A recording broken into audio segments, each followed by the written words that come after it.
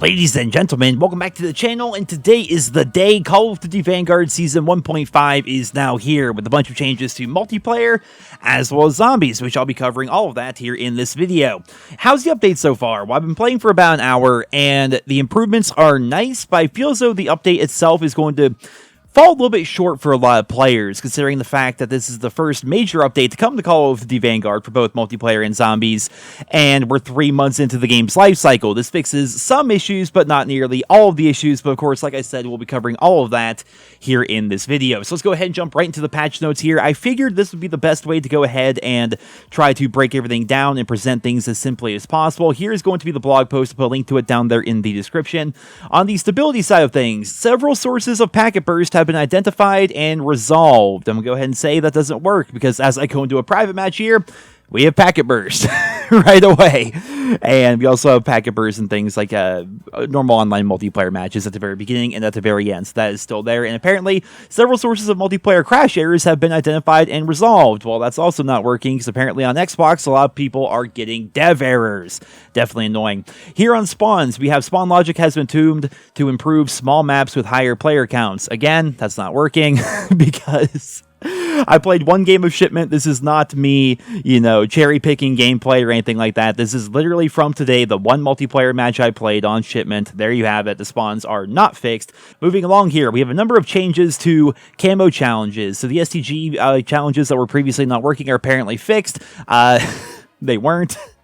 They weren't fixed really whatsoever, but apparently they pushed through a quick hotfix, which just kind of annoys me a little bit, because if they can just push through a hotfix like that so quickly to update things, why has it been taking them so long to update things? Makes really no sense. But apparently right after the update, the STG weapon camo challenges that were not tracking for Bloodthirsties as well as multi-kills were still not tracking. They pushed through another hotfix, and then that apparently fixed it, so all you have to do is restart your game if the challenges are not working. We have a number of challenges here that are apparently being fixed. I can say that the challenges for getting kills on enemy players that have a spy plane up or have a radar up are actually working now, so you can go for 100%er if you actually want to go for that. Not that there's a 100%er in this game, unfortunately, but if you're like me and you're more of a completionist, you want to do all the challenges in the game, well, those challenges can finally be completed.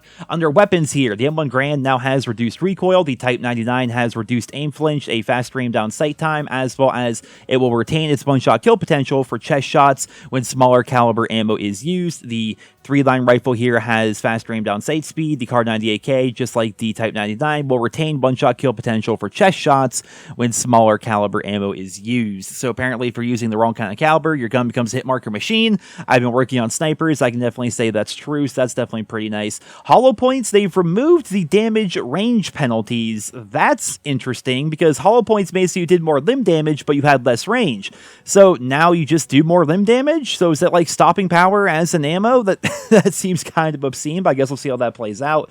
The Mortar Barrage got nerfed. High Alert has been nerfed to have a slight delay before the perk activates when being seen by an enemy. That should make Search and Destroy a little bit better. And then here are the two big changes to the perks, right? We have Dauntless and we have Fortified. These are both perk ones. When it comes to Dauntless, this is going to be the perk that makes it so you have reduced movement penalties when people are shooting at you and things like that. Well, it's also going to make it so you have immunity to fire and burning effects, including the incendiary rounds, the flame knot, and lingering fire that's already on the ground. I have tested this out playing on Shipment, of course. You can just straight up stand and fire. You take no damage. It feels really good.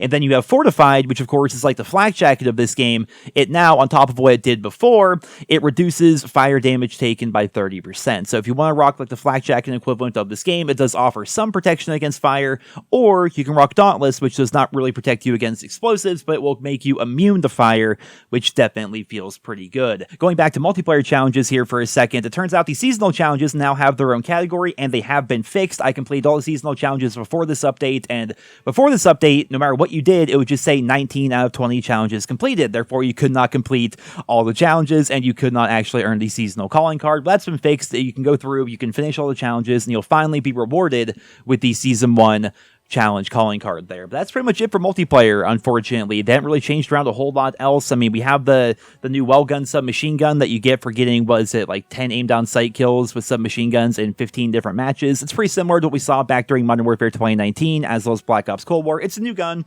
New guns are always fun, but it's going to take you at minimum 15 matches to unlock, which can definitely be pretty frustrating. But let's go ahead and talk about zombies here, because zombies, this is supposed to be like the big update, right? Zombies is supposed to be crazy now, and we have a couple of things here, I suppose. We have the new Void, which I suppose is the biggest content update to the game. So what this is it's kind of like Vanguard Zombies' take on round-based zombies, though it really doesn't work out well in practice, in my own personal opinion. So what you have to do is play the boring Vanguard Zombies mode like normal, which just really sucks, jumping into portals, playing a mobile game, essentially, just doing nothing, until you do that like 2 or 3 times, maybe 4 times, I can't remember. I did it, but I can't remember how many times it took. And then eventually you will unlock Von List's office. It's now a previously closed-off area that can be accessed. You go in there, and now you have the Void portal. You go in there, and it takes you to Shinonuma, which is basically just like normal round-based zombies. They did not give us the entirety of Shinonuma. You just have the small little area that was previously available, but you can hang out here, you can kill zombies, there's a pack-a-punch there, and every 3 rounds you have the option to leave if you want and go back to Stalingrad and grab your perks and stuff like that, because there are no perk machines, of course, within Shinonuma. Why would we want that? Why would we want perks or the mystery box or all the other unlockable areas on this map? Doesn't make any sense, right? Yeah, so it's better than what we had, I suppose. It just really isn't good. You go there if you're looking to, again, if you're a completionist, if you're looking to, like, you know, do a bunch of challenges very quickly, this would be the strategy to go about that. You just, you know, eventually unlock Von List's office after going through 3 or 4 portals, and then once you get there, you just play on Shinonuma. Pack-a-Punch Camo is a thing, as you're seeing from the gameplay. They have added Pack-a-Punch Camo. The first one's red, the second one's blue, the third one, I don't know. I got bored, just left the game. I didn't want to get 30,000 score to actually unlock it, but I assume it's like green or something. I don't know. I would actually say that the camo looks good. It's kind of like this amethyst style camo, but it's red or blue depending on what tier of your Pack-a-Punch that you're on. That looks pretty good in my opinion. Definitely kudos there. And other than that, that's pretty much it for zombies. There's a new feature with the Tome of Rituals. Basically, if you save up your sacrificial hearts, you can go there and you can level up your artifacts up to 4 tiers, kind of like we could back during Black Ops Cold War. It took them 3 months to add a similar feature here to Vanguard. I don't really know why, but yeah, so you have all these upgrades right there. You can unlock the katana or the well gun in zombies just like you can in multiplayer, and that's it. And that's pretty much it for the entirety of this update, guys. Some nice fixes, but I would not call this, you know, Season 1 Reloaded like we saw back during Black Ops Cold War. Typically, like, you know, Season 1 Reloaded came with, like, new multiplayer maps, a couple new multiplayer weapons, new challenges, new this, new that, new everything. What they did here is they fixed a number of lingering issues that have been in the game since launch, and mildly improved zombies from a 2 out of 10 to a 3 out of 10. Like, that's why I honestly feel as though they've done here. I'm happy that the challenges in multiplayer can actually be finished now. They did not adjust the challenge for detonating bombs and search and destroy, so that's still going to be the hardest challenge to do in the entire game, because you either have to, like, dedicate 6 people on your team to helping one person get that challenge done. It takes like 25 games minimum even to do it, and then you have it through 6 of your friends. It's a stupid challenge. It really is. But it is nice that we can finally do the challenges for killing people that have a spy plane in the sky or people that have a radar in the sky. Therefore, you can actually do those challenges and finish those. It's nice to see that we have a brand new submachine gun. It's nice to see that zombies is mildly better. But aside from that, they really didn't do a whole lot with this update. I'm very sad to report. Now, one nice little addition here, I guess, kind of, depending on how you look at it, is we have the inspect animations, right? This game does not have inspect animations currently. We're all kind of disappointed by that. Inspect animations are a great feature in the Call of Duty franchise, right there, right up there with, like, executions, in my opinion. Like, every single COD game should have executions. Every single COD game should have inspect animations, right? And we don't have that here in Vanguard. Well, if you look under your controls, if you play on PC, on keyboard and mouse, well, there's now an option for inspect animation. But unfortunately, it doesn't work. And if you go to your controller settings, there's no option in controller really whatsoever. So this may be something that was accidentally put into the game with this update, and this may be something that's going to be coming out in Season 2. I don't know. But eventually, it looks like inspect animations are going to be a thing. If you played through the campaign, then you know that certain weapons do have inspect animations when you pick them up, and they look really cool. Well, hopefully stuff like that actually comes to multiplayer. But ladies and gentlemen, that is all for today's update, unfortunately. Season 1.5. Disappointing. disappointing is what I'll say. Again, it's nice that we can like walk through fire and like there's immunity to fire, but again, this is not cherry-picked gameplay. This is what my only game of shipment was today.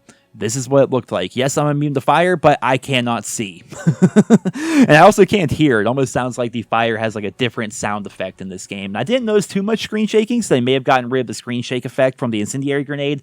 I don't know. It's not in the patch notes. So, ladies and gentlemen, that's all for this little video here today. I hope you all enjoyed it. To leave your thoughts and feedback on Season 1.5's update down there in the comment section below. Be sure to subscribe if you're new around here.